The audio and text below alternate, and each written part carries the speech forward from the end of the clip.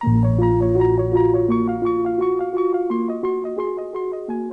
amazing Venus flytrap.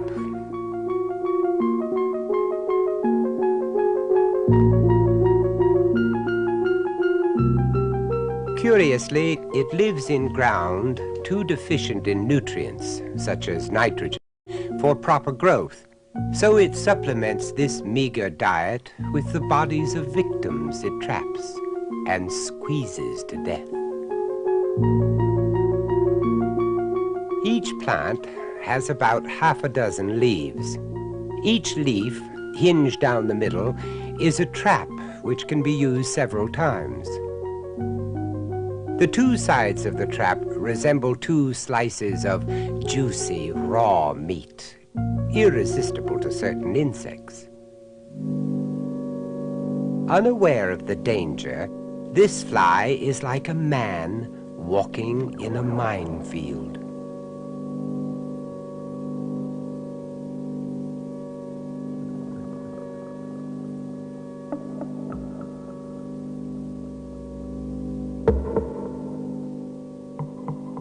The plant lures its prey by color, scent, and food.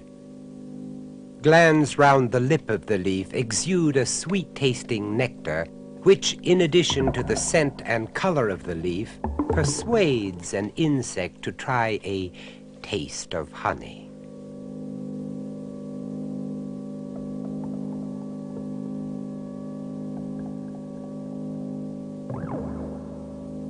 The spikes on the edge of a leaf have a special function when a trap is working only at half speed.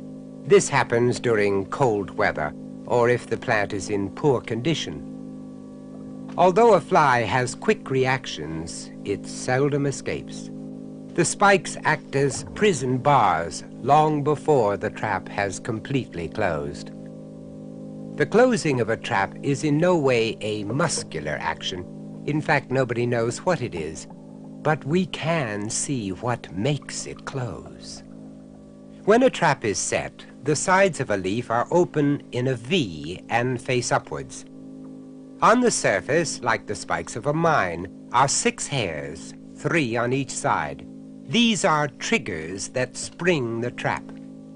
It's almost impossible for an insect to walk across a leaf without touching one of them. But it is more complicated than that. Watch this fly. The trap fails to close, although the fly must have touched a spike. And again. Same result. But there's nothing wrong with the plant. It's simply that the hinge mechanism hasn't received the right stimulus. For a trap to close, either 2 separate trigger hairs must be moved, or 1 trigger hair moved twice, within the space of between 2 seconds and 20 seconds. A hair is hinged, and to operate the trap, the hair must be bent over far enough for this hinge to move. The stimulus needed to work the Venus flytrap is very important. It helps to prevent the trap from being closed at random, for instance, by a bit of dirt carried by the wind. A needle shows the precise nature of this stimulus. The hair is bent once, nothing happens. Twice, wham!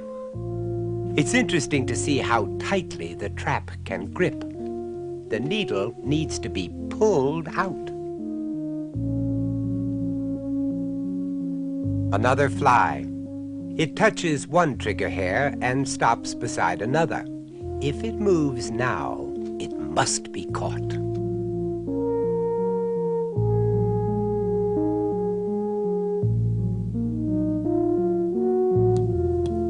Although an average drop of water is 5 times heavier than some of the insects that get caught, the trap remains open. A hair is stiff enough for drops of water to flow over it without making it bend. This ensures that the traps are not put out of action every time there's a shower of rain. A plant can distinguish very quickly between what it can eat and what it can't. Unless it is food, it won't stay closed for long.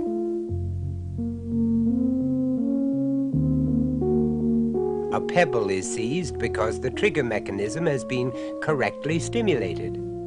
But the plant's digestive juices will not respond to inanimate objects. And the trap quickly reopens. What a difference when the plant is fed a piece of meat.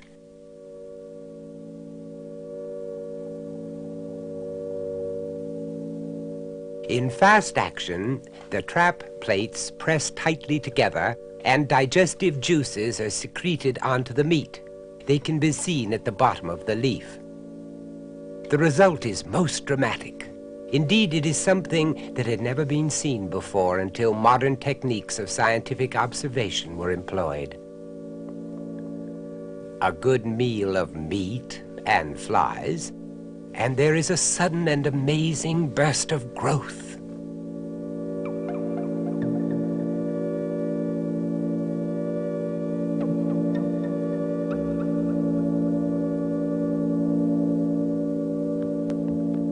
It is this ability to digest flesh that enables the Venus flytrap to gain precious nitrogen, on which all plants thrive.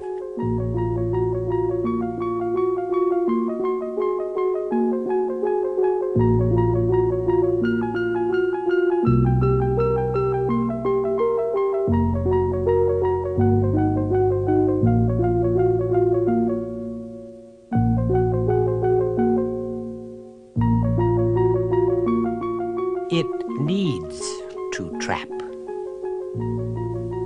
It needs its victims, like Count Dracula, or some of us.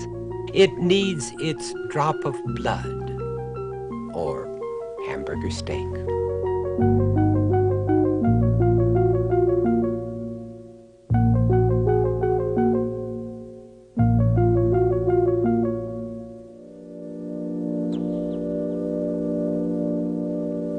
Having written several bestsellers about the culinary arts, which I practice, I must say that none of my meals have ever produced such an amazing response.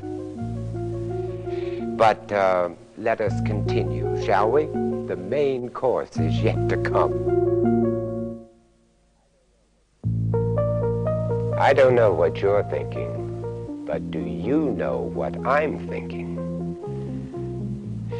Is it, as Francais mentioned, that some plants are capable of intent, are able to perceive and react to what is happening around them at a level of sophistication far exceeding that of humans, that they can seek, stretch out, and then seize what they require in ways far more subtle and mysterious and frightening than the most fantastic creations of fiction and our minds? Decaying castles at dead of night, graveyards, sewers have all become familiar to me in my career. But personally, I have always favored a background of bogs. And what better place than in a bog to find our next death trap? Well, shall we move on? With care, I'd suggest. A typical quaky bog, a thick layer of moss floating on mud and water. A trap in itself, but not our trap. Just an ideal place to find a little death trap named the sundew. Of all the carnivorous plants, this is one of the most beautiful and the most deadly. On the surface of a sundew leaf grow numerous tentacles, each ending in a gland covered with viscous fluid. These globules glisten like gorgeously colored dewdrops, but they will grasp an insect with the tenacity of the strongest glue.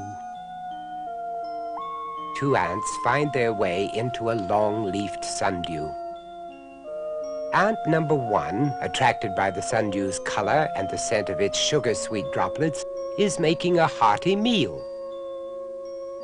Ant number 2 seems to have second thoughts about eating. At any rate, it has the good fortune to escape. We'll follow up the strange story of this ant later. Although the first ant is still feeding, it's already in trouble. One antenna is stuck fast.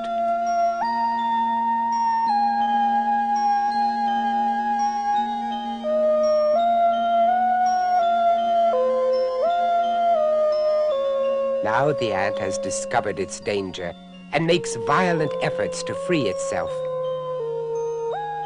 For its size, it's a very powerful animal, but it's fighting against one of the strongest glues in nature, controlled by a plant that responds to every movement from its prey.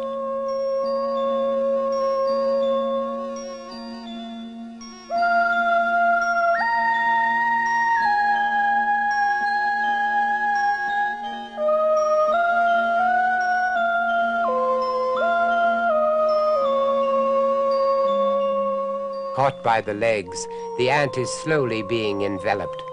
His desperate struggles pull the droplets from their glands into a glutinous mass. It becomes a sort of dance macabre.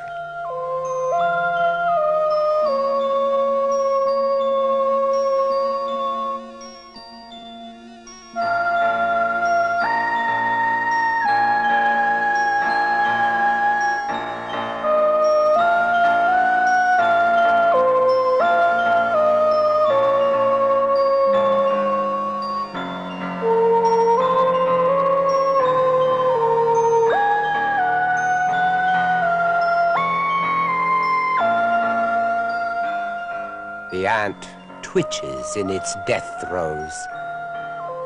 Already the sundew has released digestive juices. The plant has begun to absorb nourishment from its victim. To help with absorption, other tentacles curl inwards to envelop the ant. In this long leaf species of sundew, only the tentacles move.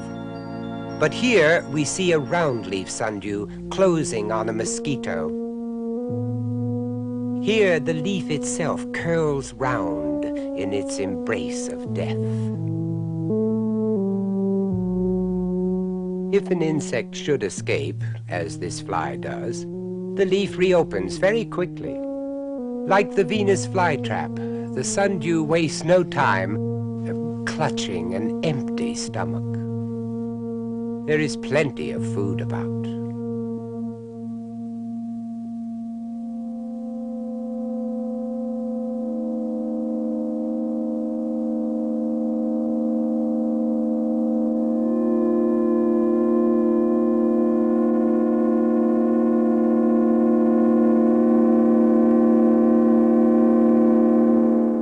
A mosquito is hatching on the surface of the water, right underneath a cluster of sundew traps. The emergence of a mosquito from its pupal case is one of nature's marvels that we tend to take for granted. When we watch it closely, stage by stage, it assumes a strange new magic.